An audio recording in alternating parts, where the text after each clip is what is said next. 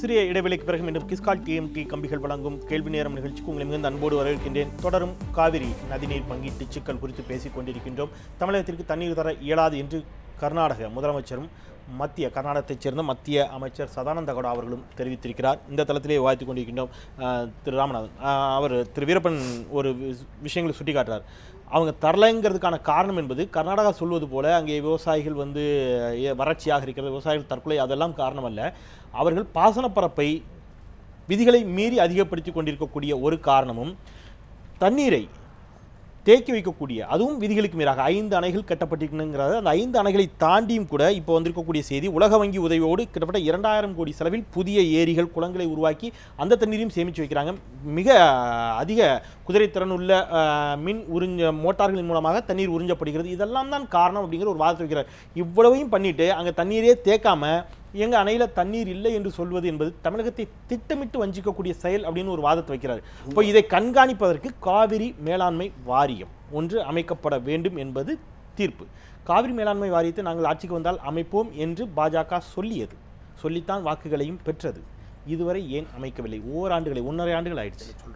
1901 கர்நாடகத்தில் 1 லட்சம் ஏக்கர் பரப்பளவு பாசன வசதிக்கு உள்ளாக்கப்பட்டிருந்தது என்று சொன்னால் அதற்கு நிச்சயமாக அதற்கு பின் பாசன வரம்பை அதிகப்படுத்துவது நியாயம்தான். ஆனால் இந்த வீரப்பன் ஐயா சொன்ன 5 அணைகளும் கட்டப்பட்டது காங்கிரஸ் அரசாங்கம் ஆட்சியில் இருந்தபோது தான். தமிழ்நாட்டிலே கலைஞர் அவர்கள் முதலமைச்சராக இருந்தபோது அந்த 5 அணைகள் கட்டுவதற்கும் எந்தவிதமான ஆட்சேபனையும் இல்லை என்று தமிழ்நாடு சட்டசபையிலேயே அறிவித்தவர் கலைஞர் அவர்கள். அதை பதிவு செய்ய விரும்புகிறேன். இப்பொழுது நீங்கள் காவிரி மேலாண்மை வாரியத்தை பற்றி சொல்லும்போது 2007 காவிரி நடுவர் நீதிமன்றத்தில் வீரப்பன் அவர்கள் ஏதோ சொல்றாரு. சொல்லுங்க ஐயா, சொல்லுங்க. தவறான கருத்து. அவர் சொல்வது தவறான கருத்து. இந்த 5 அணைகள் கட்டியதற்கு தமிழக அரசு எந்த காலத்திலும் ஒப்புதல் அளிக்கவில்லை. மத்திய நீர்வள ஆணையமும் ஒப்புதல் அளிக்கவில்லை. நான் சொல்லுவது, இடைக்கால தீர்ப்பு வரும் பொழுது காவிரியினுடைய இடைக்கால தீர்ப்பிலே 11.20 ஏக்கருக்கு மேலே ஏற்றக்கூடாது, உயர்த்தக்கூடாது என்று இடைக்கால தீர்ப்பு சொல்லியும் இன்றைக்கு 21.71 லட்சத்திற்கு கொண்டு போய் இருக்கிறார்கள். தமிழ்நாடு அரசு அணைகள் கட்டிக்கொள்ள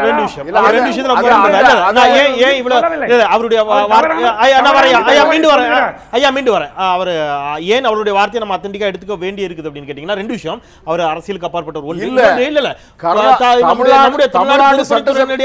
என்னுடைய வார்த்தைகளை ஏற்றுக்கொள்கிறேன். தமிழ்நாடு சட்டசபையிலே கலைஞர் அவர்கள் முதலமைச்சராக இருந்த பொழுது அங்கே அணைகள் கட்டுவதற்கு எந்த விதமான ஆட்சேபனையும் இல்லை என்று அறிவித்தவர் தான். ராமநாதன், நான் ஏன் சொல்றேன்னா, அவர் தமிழ்நாடு பொதுப்பணித்துறையினுடைய தலைமை பொறியாளராக பணியாற்றியவர். ஒரு விஷயத்த சொல்றாரு, அவர் ஆதாரம் இருக்குதுங்கிறாரு, நீங்க மறுக்கிறீங்க. சரி, நான் அதுக்குள்ள போல, நான் அடுத்த வாரத்துக்கு வரேன். காவிரி மேலாண்மை வாரியத்தை காவிரி இடைக்கால தீர்ப்பில் சுட்டிக்காட்டியதை விட அவர்கள் தங்களுடைய பாசன பரப்பை அதிகரிக்கிறார்கள். காவிரி இடைக்கால தீர்ப்பு, நடுவர்மன்ற இடைக்கால தீர்ப்பு ஒன்றை சுட்டிக்காட்டுகிறது. நீங்க இதை விட அதிகமாக அதிகரிக்கக்கூடாது. இன்றைக்கு 2 மடங்கு அதிகரித்திருக்கிறார்கள் அப்படிங்கிறது திட்டமிட்டே அவர்கள் தமிழகத்திற்கு தண்ணீர் கொடுக்க கூடாது என்ற மனநிலையில் செயல்படுகிறார்கள் கூடாது அப்படின்னு நினைக்கிறாங்க. நீங்க கேட்ட கேள்வி என்னதுன்னா, காவிரி மேலாண்மை வாரியத்தை ஏன் ஒரு ஆண்டுகளுக்கு மேல அமைக்கல அப்படின்னு சொல்றீங்க.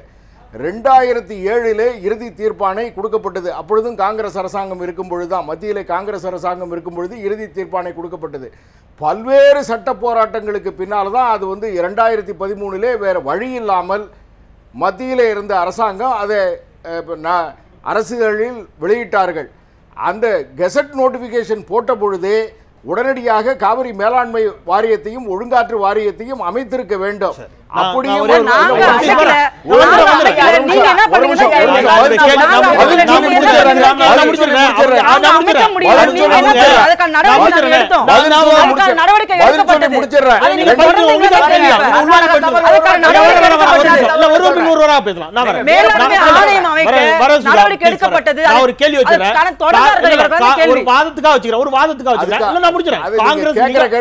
காங்கிரஸ் மிக மோசமாக செயல்பட்டது. அவங்க எதுவுமே செய்யல. அதனாலதான் எதிர்க்கட்சி அந்தஸ்தை கூட இழந்து 44 வாக்களித்திருக்கிறார்கள். நீங்க மோடி மிக பிரமாண்டமான மனிதர், தைரியமான முடிவுகள் எடுக்கக்கூடியவர், இதெல்லாம் செய்வார், காங்கிரஸ் செய்ய தயங்கியது என்ற வாதங்களின் அடிப்படையில் ஆட்சி வந்தீங்க. அதுக்கு தான் 1.5 வருஷம் ஆச்சு, ஏன் செய்யல? இல்ல அதை தான் பதில் சொல்ல ஒரு நடவடிக்கையாவது எடுத்தாங்களா? ஒரு துரும்பையாவது கிள்ளி போட்டாங்களா? அந்த மேலாண்மை வாரியத்தை அமைக்காமல் இருந்த போது தமிழ்நாடு அரசாங்கம் தமிழ்நாடு அரசாங்கத்தின் சார்பிலே உச்ச நீதிமன்றத்திலே எக்ஸிகியூஷன் பெட்டிஷன் போடுறாங்க. அப்படி எக்ஸிகியூஷன் பெட்டிஷன் போடும்போது உச்ச நீதிமன்றம் மேலாண்மை வாரியத்தை அமைப்பதற்காக உத்தரவிடாமல் ஒரு கண்காணிப்பு வாரியத்தை அமைத்து விட்டது. அந்த கண்காணிப்பு வாரியம் பல்லில்லாத வாரியமாக இன்றைக்கும் நிலுவையில் இருக்கிறது.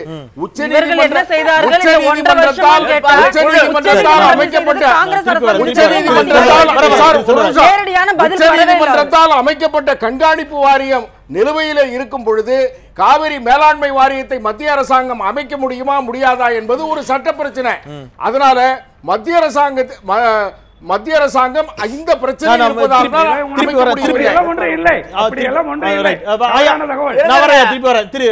செல்வராஜ், இது ஒரு புறம். தமிழ்நாட்டில் மட்டும் பாத்தீங்கன்னா ஒவ்வொரு ஆண்டும் மழை நீர் வீணாக கடலில் கடக்கக்கூடிய இதை பார்த்தீங்கன்னா அங்கே அதிகமாக அவர்கள் எப்பொழுதெல்லாம் இங்கே தண்ணீரை திறந்து விடுகிறார்களோ அப்பொழுதெல்லாம் மிக அபரிமிதமான அளவில் பல 100 டிஎம்சி வந்து இதுவரைக்கும் தமிழ்நாட்டிலிருந்து வீணாக கடலில் கலந்திருக்கிறது அப்படிங்கிற அறிக்கையும் இருக்கிறது. இங்கே தூர்வாரப்படவில்லை மேட்டூர் அணை அப்படிங்கிற ஒரு குற்றச்சாட்டும் கூட வைக்கப்படுகிறது. ஆக்சுவலி அதனுடைய கொள்ளளவை விட இன்றைக்கு அது குறைந்திருக்கிறது அப்படிங்கிற வாதம் வைக்கப்படுகின்ற பொழுது தமிழ்நாடு அரசு தமிழகத்தில் செய்ய வேண்டிய அடிப்படை விஷயங்களை கூட செய்ய தவறிவிட்டது என்பதை தமிழக அரசியல் கட்சிகள் சுட்டிக்காட்ட பல நேரங்களில் தவறிவிட்டீர்களோ? இல்ல தொடர்ந்து இதுக்கு போராட்டங்கள் நடந்து கொண்டுதான் இருக்கிறது.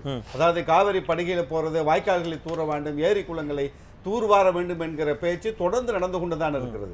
இப்படி சமீபத்தில் பார்த்தீங்கன்னா ஸ்ரீவைகுண்டம் அணை 145 ஆண்டுகளாக அந்த அணையின் கொள்ளளவு வந்து 8 அடி ஆழம் இருக்க வேண்டியது 1 அடி தான் இருக்குன்னு சொல்லிட்டு தேசிய பசுமை தீர்ப்பாயத்தில் எங்கள் மாவட்ட செயலாளர் ஜோயல் அவர்கள் தொடர்ந்த வழக்கில் வைகோ அவர்கள் வந்து வாதாடி இப்போ இன்னைக்கு தூர்வாரக்கான ஏற்பாடுகள் நடந்து கொண்டு இருக்குது வேலைகள். அதில் இருக்கிற குறைகளை சுட்டிக்காட்டுவதற்கும் பசுமை தீர்ப்பாயம் ஒரு குழு அமைத்திருக்கிறது. அந்த போராட்டம் நடந்து கொண்டு இருக்கிறது. இதற்கு இடையில என்ன செஞ்சோம்னா அந்த ஸ்ரீவைகுண்டம் அணையிலிருந்து போகிற பாசன குளங்கள் 53 குளங்களை தமிழக அரசாங்கம் ஏற்றுக்கொண்டு இருக்கு செய்வோண்டு. இந்த ஏற்றுக்கொண்டதற்கு பிறகு இந்த 45 நாட்களாக சரியாக முறையில் நீல வாக்குல இல்லாம அகல வாக்குல போகணும்னு சொன்ன செயலன்னு சொன்னதுக்கு பிறகு போராடிட்டு செய்து தமிழக அரசாங்கம் அது திராவிட முன்னேற்ற கழகமாக இருந்தாலும் அண்ணா திராவிட முன்னேற்ற கழகமாக இருந்தாலும் ஒருபுறம் காவிரியிலிருந்து நீர் வரவில்லை என்கிற நம்ம உரிமை கேட்டு போராடுகிற அதே சூழலில் தமிழகத்தில் வருகிற கடலுக்கு செல்லுகிற வீணாணி நீரை தேக்கி வைப்பதற்கான ஆழப்படுத்துகிற செயலை நாம் செய்ய தவறி இருக்கிறோம் என்பதை நம்ம பதிவு பண்றோம். கண்டிப்பா ஒரே ஒரு செய்தி இவர் சொன்னதுக்கு நான் பதில் சொல்லிடுறேன். 2013ஆம் ஆண்டு வந்து உச்சநீதிமன்றத்தில் போய் மேலாண்மை வாரியம் அமைக்கிறது கர்நாடக அரசாங்கத்தின் சார்பாக பாலி நாரிமன் அவர்கள் அந்த வழக்குரைஞராக இங்க போறார். ஆனால் அன்றைக்கு தமிழக அரசாங்கத்தின் சார்பாக எந்த வழக்குரைஞரும் அதை கலந்துக்கலன்னு சொன்ன ஒரு புத்திசாலித்தனமா என்ன வாதத்தை எடுத்து வைக்கிறாரு.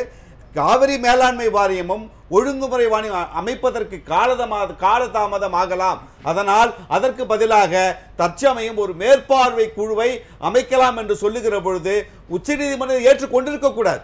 தமிழக அரசாங்கத்துக்கு தவறுதான். அந்த தவறுக்கு என்ன தீர்ப்பு கொடுக்கிற மேற்பார்வை குழு அமைச்சிட்டாங்க. இப்ப நான் என்ன கேள்வி கேட்கிறேன், வளர்ச்சியை பற்றி சொன்ன கருத்துக்கள் எல்லாமே ஒரு பழமையான கருத்துக்கள்.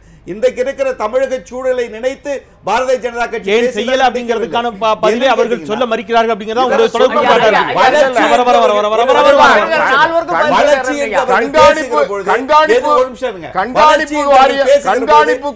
வளர்ச்சி என்று முன்வைக்கிறார்கள் எனக்கு தெரியல. அந்நிய நேரடி முதலீட்டை கொண்டு வந்து விவசாயத்தினுடைய வளர்ச்சி பிரதான கேள்வி.